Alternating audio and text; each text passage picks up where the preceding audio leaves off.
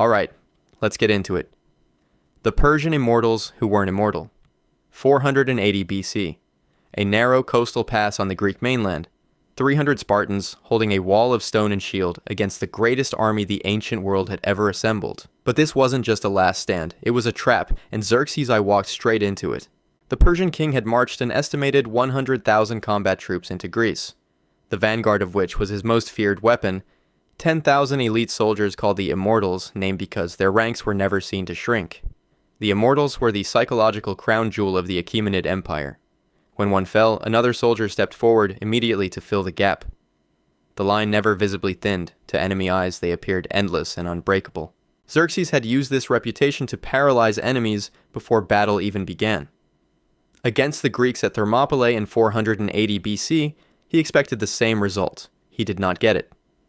Leonidas commanded roughly 7,000 Greeks total, not 300, though the Spartan corps held the narrowest section of the pass for 2 full days. The terrain made Persian numbers irrelevant. The Immortals could not flank, they could not encircle. They were fed into a killing corridor where their mythic reputation meant nothing against disciplined spear walls. A local shepherd named Ephialtes eventually revealed a mountain path that allowed Persian forces to encircle the Greeks, ending the stand. But the delay proved catastrophic for Xerxes. His campaign window was broken. At the Battle of Plataea in 479 BC, the Persian land force was shattered, and Mardonius, the strategic brain of the entire invasion, was killed on the field. Xerxes had already retreated, leaving his finest general to die in a war the delay at Thermopylae had already decided. The Immortals were never defeated in open battle. Their legend survived the campaign. But the campaign itself failed because 300 men bought Greece enough time to survive, and survival was enough. The most elite soldiers in the Persian Empire didn't lose their reputation at Thermopylae. They lost something more valuable. They lost the war they were supposed to win before the Greeks even had time to fight back. The army the desert swallowed, 524 BC. The Persian king Cambyses II had already conquered Egypt. He controlled the Nile, the Delta, the ancient temple complexes, the granaries that fed the known world. It wasn't enough. He dispatched 50,000 soldiers westward into the Libyan desert with a single objective: reach the oracle of Amun at Siwa Oasis, roughly 500 kilometers into open sand, and destroy it. The army marched into the desert. It never came back. Not one confirmed survivor, not one recovered weapon. The sand received them and said nothing. 50,000 soldiers represented one of the largest single military expeditions of the ancient world. Herodotus documented the disappearance and offered the most plausible explanation available to a 5th century BC historian: a catastrophic khamsin, a desert sandstorm of such violence it could bury an army alive beneath meters of shifting dune in hours. Ancient Egyptian accounts treated the event as divine judgment. Cambyses had desecrated temples, executed sacred animals, and mocked the gods of the people he had conquered. The desert, in this telling, was not weather, it was a verdict. No contemporary Persian record of the army's fate survives. The silence in the official archive is as complete as the silence of the desert itself. In 2009, Italian archaeologists Angelo and Alfredo Castiglione announced they had found the answer: bones, corroded weapons, and horse skulls buried in the sand near Siwa. Egypt's Supreme Council of Antiquities disputed the find and halted excavation before independent verification could be completed. The evidence was stopped before it could speak. The Castiglione discovery remains contested. The bones are either the greatest archaeological confirmation of an ancient legend or an inconvenient find that powerful institutions preferred not to examine too closely. Both possibilities are unsettling for different reasons. One tells us the desert preserved what history forgot. The other tells us institutions can bury truth as efficiently as sand can bury soldiers. If 50,000 trained soldiers can vanish from the historical record so completely that 2,500 years of archaeology hasn't confirmed their fate, what does that say about how thin the line is between recorded history and the abyss beneath it? The army that froze at the top of the world, June 24, 1812. Napoleon Bonaparte crossed into Russia, commanding approximately 685,000 soldiers, the largest army ever assembled in European history to that point. He had conquered most of the continent. His generals were the finest military minds of the age. His logistics were the envy of every rival power. 6 months later, fewer than 100,000 men crossed back into Poland. The greatest army on earth had not been defeated in a single decisive engagement. It had been erased by a season. Napoleon's strategy depended on forcing a decisive battle early, destroying the Russian army in the field, and compelling Tsar Alexander III to negotiate. Russian General Mikhail Kutuzov refused to cooperate. He retreated. He burned crops, villages, and supply depots. He handed Napoleon territory and starved him of everything territory cannot provide: food, shelter, and a surrendering enemy. When Napoleon finally reached Moscow in September, expecting the symbolic prize that would force Russian capitulation, he found a city already on fire. The Russians had burned their own capital rather than surrender it intact. Napoleon occupied a smoldering ruin for 35 days, waiting for a peace offer that never came. When the retreat began, the Russian winter arrived with it. Temperatures dropped to negative 37 degrees Celsius. Soldiers who had marched in summer uniforms froze in their coats, then froze without them. The crossing of the Berezina River in November 1812 killed approximately 25,000 men in a single engagement, a catastrophe within a catastrophe. Modern military historians estimate that disease, frostbite, starvation, and desertion killed more soldiers than combat, accounting for an estimated 400,000 non-combat deaths across the campaign. The depth of the disaster reshaped the entire 19th century. Napoleon's aura of invincibility, the political foundation of his empire, shattered on the Russian steppe. Within 3 years, he was exiled, and the European order he had built collapsed behind him. The Grande Armée was not reconstructed. The soldiers and officers who formed its institutional memory were dead in Russian snow, or had deserted along 1,000 kilometers of frozen road. Russia didn't defeat Napoleon's army. It gave Napoleon exactly what he wanted and let the wanting destroy him. The most powerful military force in the Western world was not outfought. It was outweighted, and it never recovered. The legions Rome pretended didn't exist. 9 AD. 3 Roman legions marched into the forests of Germania under the command of Governor Publius Quinctilius Varus, a man who trusted the wrong advisor. What emerged from those trees 3 days later was not an army, it was a remnant. 20,000 Roman soldiers were dead in the mud in the rain of the Teutoburg forest, and the Roman Empire responded to the loss by doing something it had never done before. It retired the numbers of the 3 legions destroyed and never used them again. Legio Sixtintint, Sintix, and Sextim ceased to exist as designations, not just as units. The Roman military numbering system was a statement of institutional continuity.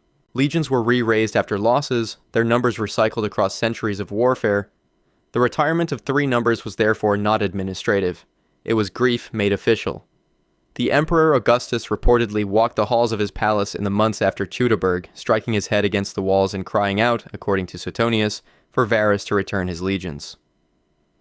The most powerful man in the world was begging a dead general to undo a catastrophe. The man who engineered that catastrophe was named Arminius, a prince of the Cherushi tribe who had been granted Roman citizenship and served as an auxiliary officer in the Roman army. He had eaten Roman food, learned Roman tactics, commanded Roman soldiers, and spent years accumulating the specific knowledge required to destroy a Roman force in the field.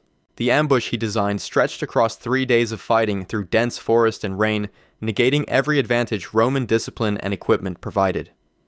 When Varus realized the army was lost, he fell on his sword. The long-term consequence of Teutoburg was a boundary, literal and permanent. Rome abandoned all plans for Germanic expansion east of the Rhine. The river became the empire's northeastern frontier, a line that held for centuries. The Rhine border defined where Latin civilization ended and Germanic civilization began, a division that shaped European identity, language, and political geography across the next 2,000 years. Arminius was killed by his own kinsmen 11 years later, before Rome could capture him. He never saw the full weight of what he had done.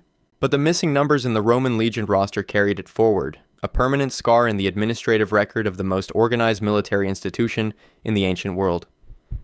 The crusade that drowned before it fought.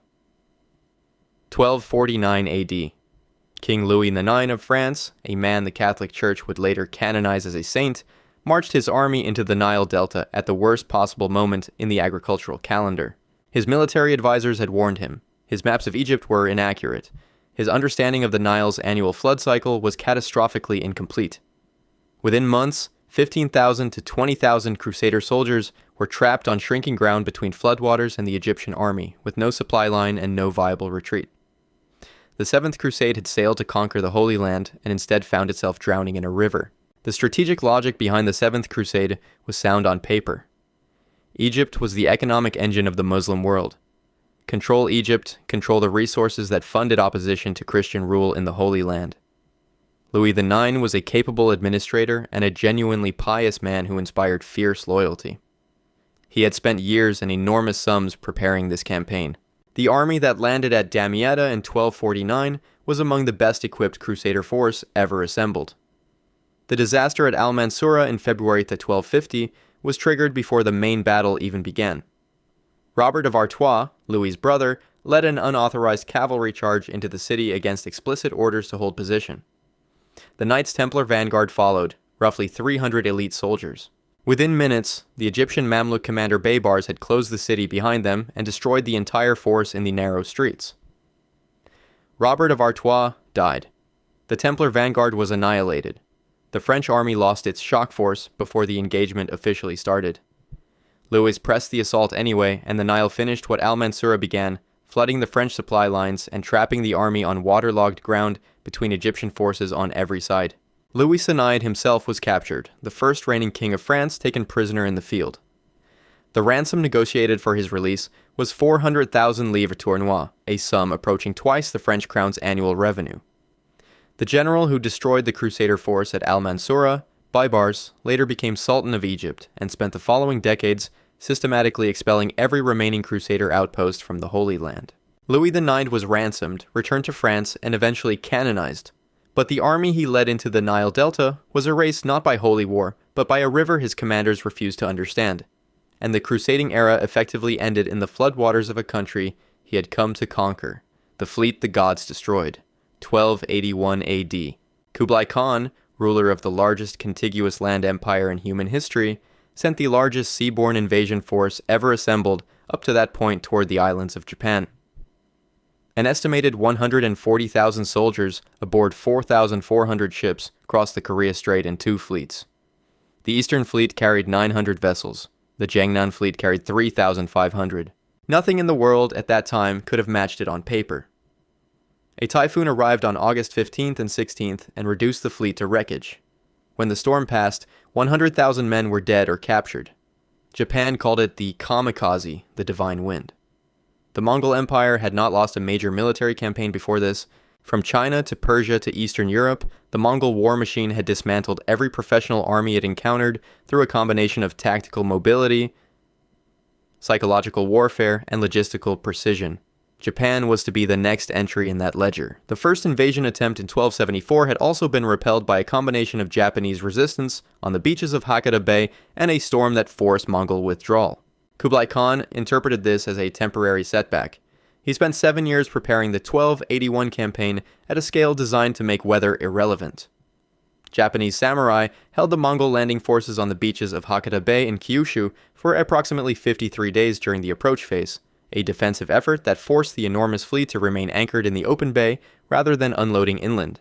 Underwater archaeology conducted at Hakata Bay in recent decades has recovered Mongol anchors, weapons, and hull fragments, consistent with a specific structural problem. A significant portion of the Jiangnan fleet was built from converted river vessels with flat-bottomed hulls designed for inland waterways, not open ocean.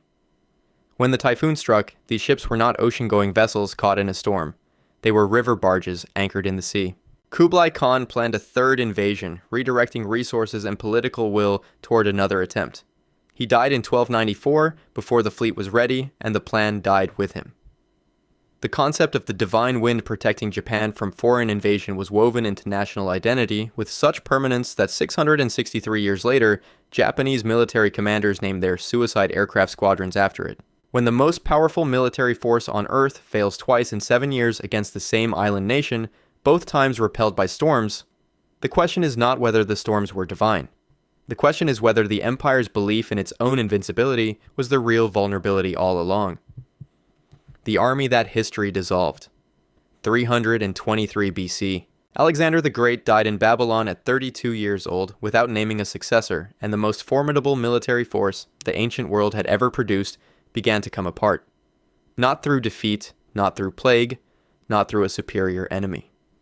Alexander's army dissolved because it had accomplished everything an army can accomplish and had no model for what came next. At its peak, the force numbered approximately 120,000 soldiers, drawn from Macedonia, Greece, Persia, Bactria, and India, a multinational instrument built around the vision and authority of a single man.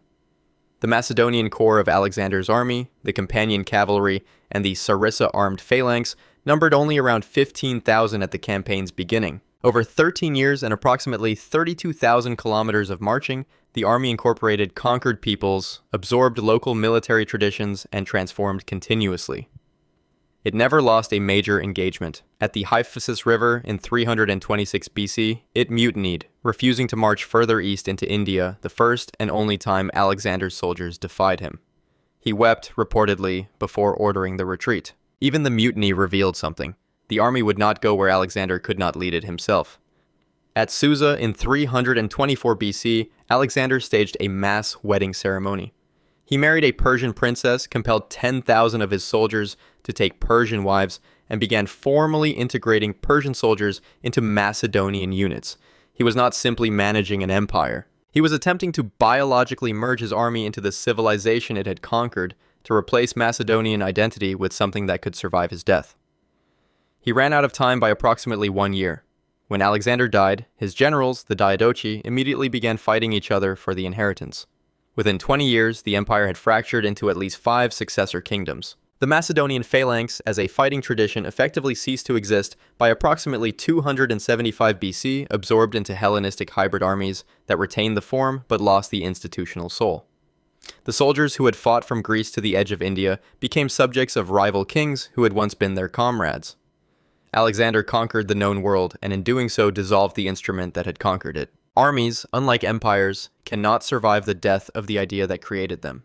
The one thing Alexander never solved was the simplest military question of all: who commands when the commander is gone? The siege that deleted an entire military tradition, 146 BC.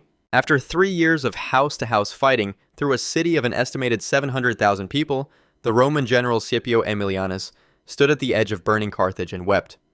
He was watching the total erasure of a civilization that had, within living political memory, come within a single campaign of destroying Rome itself. When the fires were out and the survivors, approximately 55,000 people, had been sold into slavery, Rome did not simply occupy Carthage.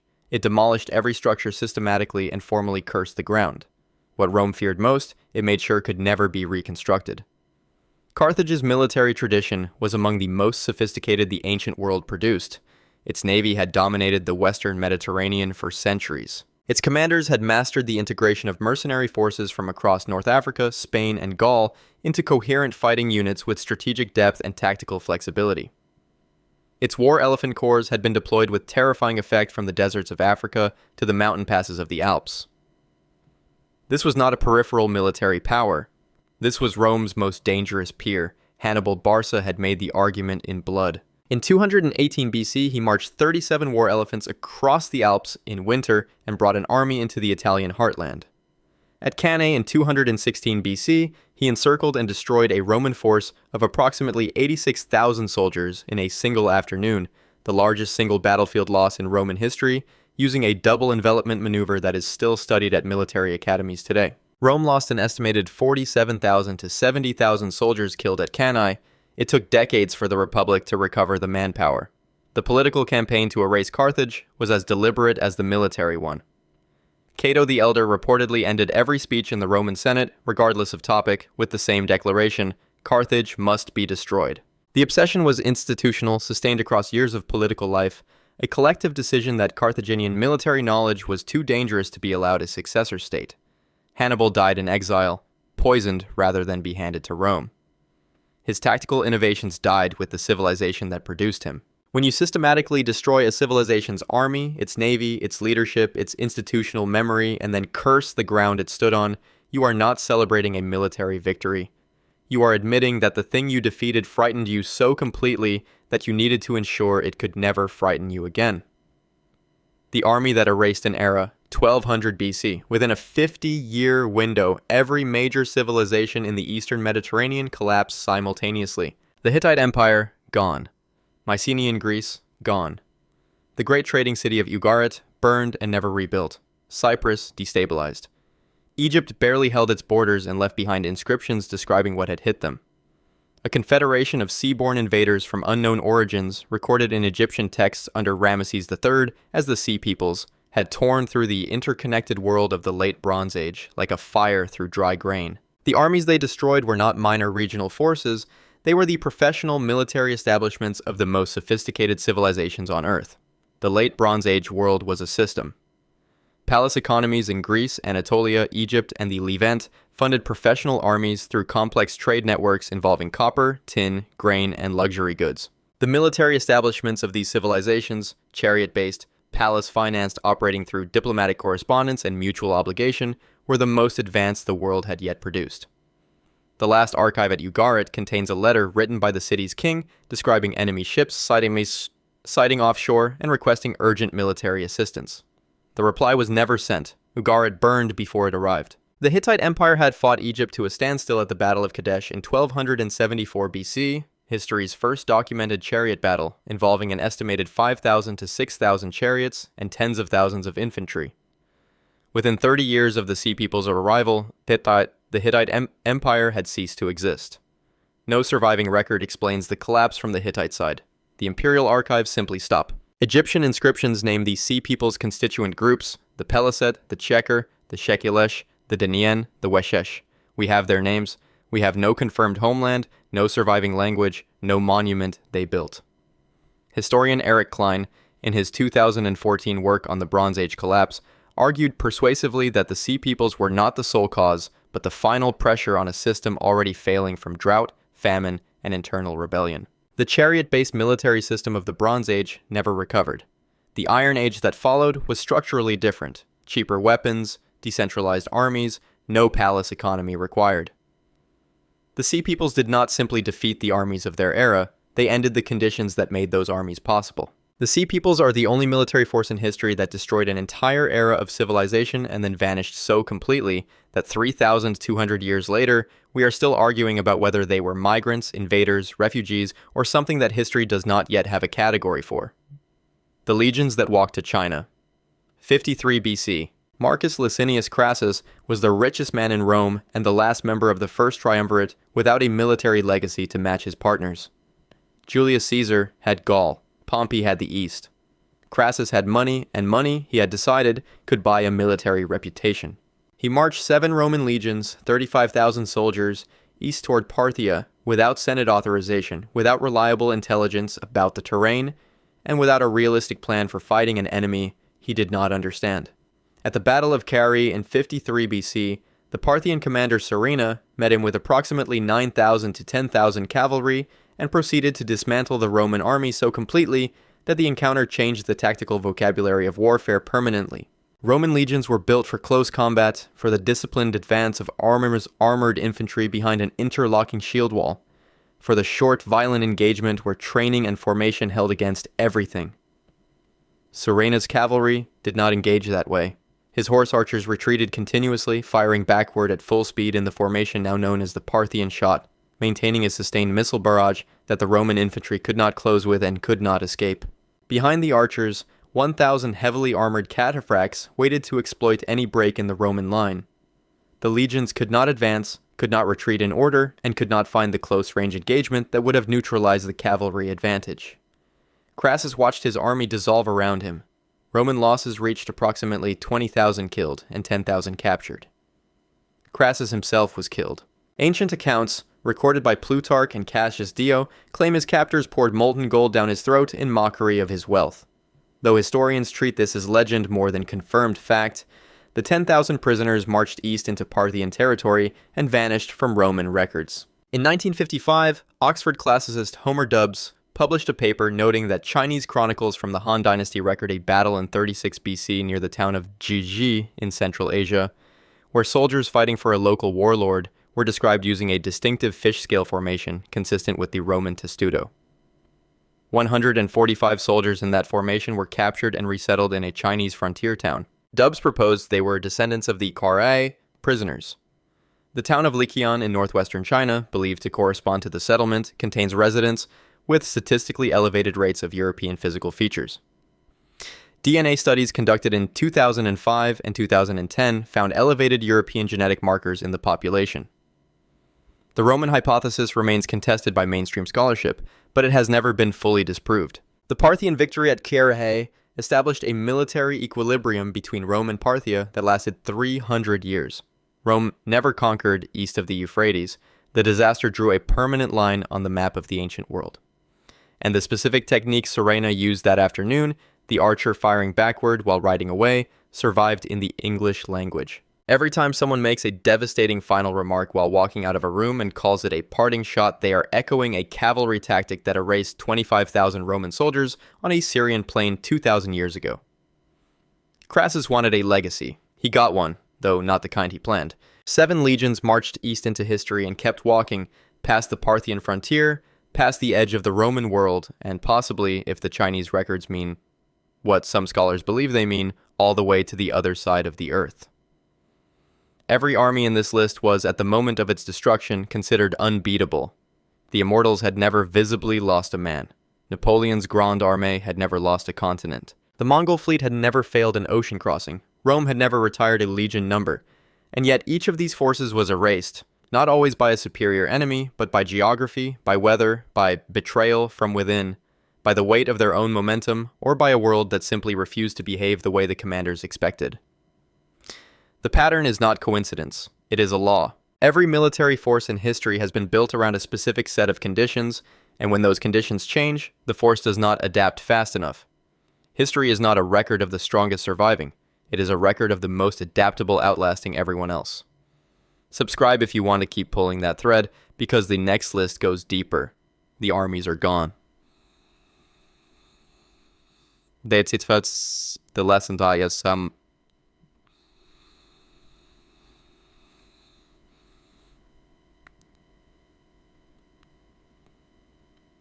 And the next disaster is always the one nobody saw coming.